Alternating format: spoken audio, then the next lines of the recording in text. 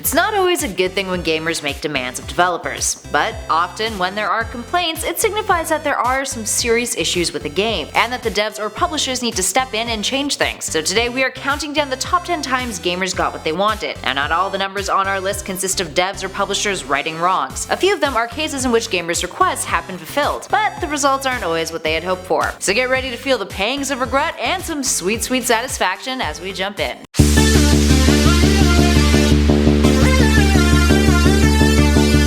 In at number 10, a Sonic game that didn't suck. Sega has a bit of a history these days when it comes to releasing games of poor quality, specifically Sonic titles. Once a well-respected giant in the video game industry, the last few decades have proven difficult for Sega when it comes to releasing a game featuring their mascot, that reviewers and fans of the Blue Blur haven't panned. From poor game mechanics, bad writing, awful narratives, horrible camera angles, to a ton of glitches and bugs, it often feels as if Sega rushes through the development process in order to pump out a Sonic title and have it ready for the holiday season or to compete with a Nintendo title. But all is not lost. In August of 2017, Sega released a game that had fans of the old Sonic Genesis titles overjoyed. Sonic Mania is a side-scrolling platformer that essentially is a remix of the original Genesis games, and returns to all of the aspects of the franchise that Sonic fans adored. It was developed by Christian Whitehead and his team, a man who was working with Sega to port some of their older Sonic games to mobile, and approached them with this retro-inspired game. Many critics saw this as a return to form for the franchise, and it has sold over 1 million copies worldwide. Moving on to number 9, Mass Effect Andromeda's open world. The release of Mass Effect 3 stirred up a whole lot of drama,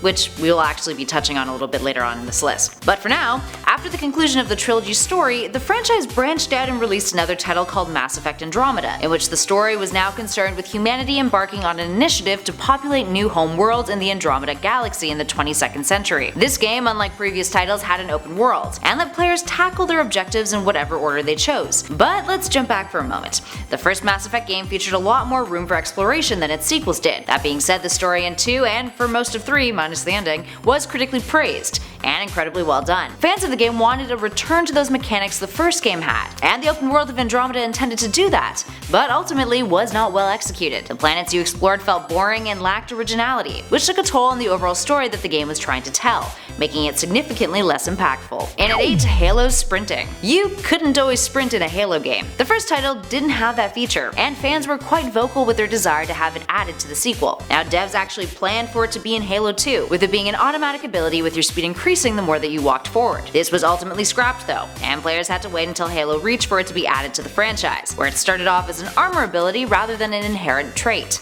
something that was changed for Halo 4. And at number 7, Beyond Good and Evil 2. The sequel to the beloved Beyond Good and Evil has long been in development hell, but back at Ubisoft's E3 2017 presentation, the devs announced that the game's production was well underway, and even followed up the next year at the convention with a more jaw-dropping cinematic plus gameplay footage. The first game was released back in 2003, so as you can imagine, for fans of the title, it's been a long time coming, despite the fact that the first game was considered a commercial failure. Mikael Ansel, the game's director, had stated that he always intended for the game to be a trilogy, but because of its poor sales, Ubisoft was reluctant to invest in a sequel title. Despite this, it gained a cult following, and in 2008 it was announced that a sequel was in the works. From then on, it was continuously halted, until in 2017 it was revealed that the project had made some major strides and had risen out of development hell. Plus, it looks really promising. Moving on to number 6, Sonic Force's avatar character. Remember how we were just talking about the success of Sonic Mania? Well, Sega managed to screw the pooch with their follow-up Sonic game,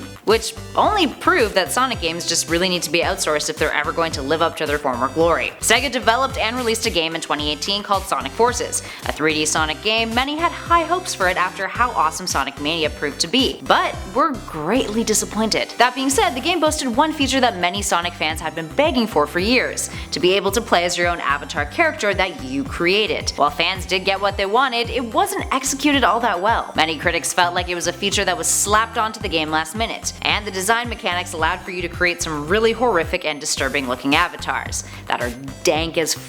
And at number 5, the Metal Gear Solid sequels. Hideo Kojima, the man responsible for the Metal Gear Solid series, never wanted to make more Metal Gear Solid games, specifically 3 or 4, or all the other ones that he was involved with. But due to high demand from the fans, he got sucked into doing it, and for years to come he would continue to be shackled to the franchise.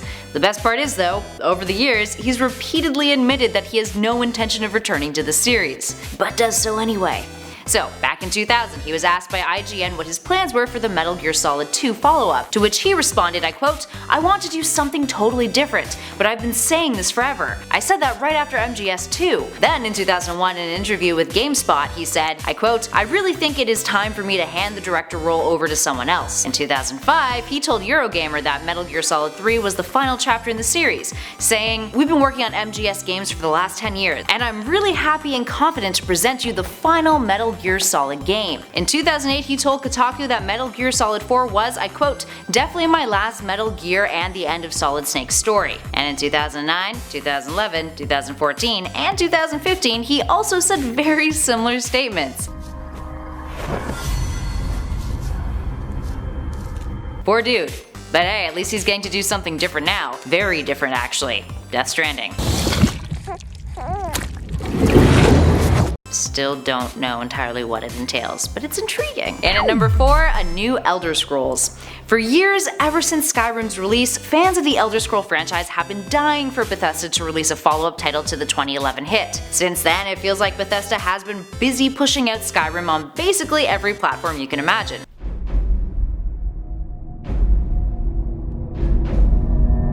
Alexa, play Skyrim.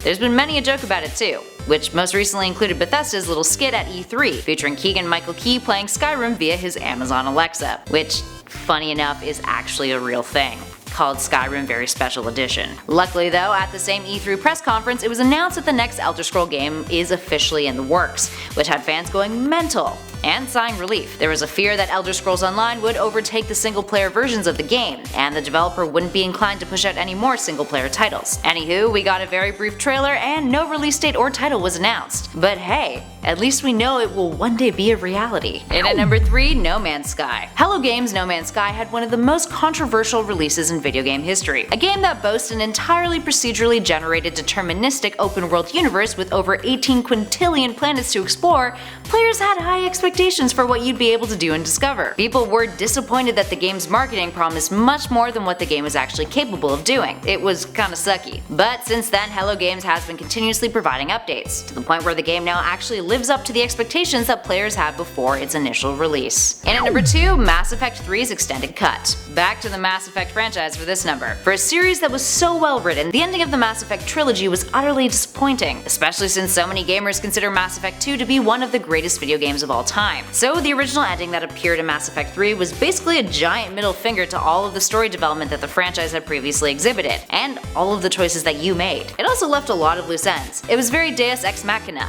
and players felt disrespected, having their choices disregarded that they made over the course of the narrative entirely. So players complained, and the devs at BioWare released a DLC, the Extended Cut, that expanded on the original ending and made your choice more meaningful with an epilogue. Finally, in at number 1, goodbye loot boxes.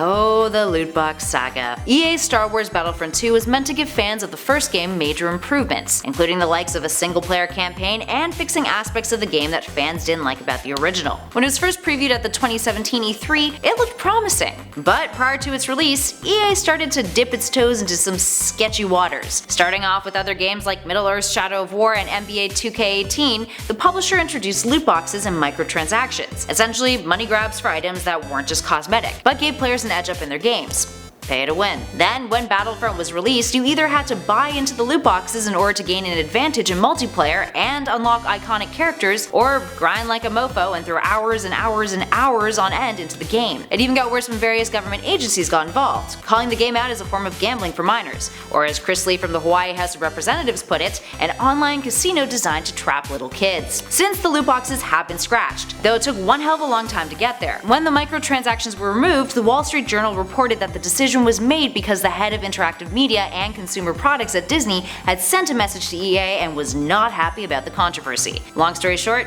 don't piss off Disney. Alright, there we have it friends. What other instances can you think of when gamers demanded something from devs or publishers and they ended up getting what they wanted? Give us a shout in those comments below and let us know. If you dug this video, spread the love, hit that like button, and be sure to subscribe to Top 10 Gaming for more gaming lists, news, theories, let's plays, and so much more. In the meantime though, thanks for watching everybody. I'll catch you all in the next video.